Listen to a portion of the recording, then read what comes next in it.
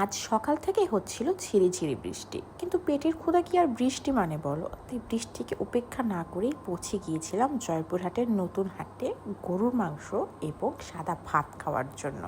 গিয়ে আমরা ঢুকে পড়েছিলাম এই দোকানে।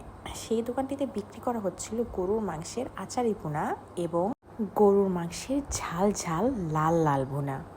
আমরা নিয়েছিলাম 2 প্লেট সাদা ভাত, 1 বাটি লাল ভুনা, 1 বাটি আচারি ভুনা এবং বিশাল সাইজের এই নলিটি।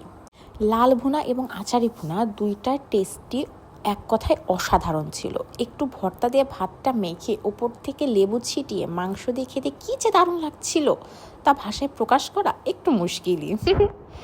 আর এই যে দেখো বন্ধুরা, বিশাল সাইজের এই নল্লিটি, যার দাম পড়েছিল মাত্র 120 টাকা।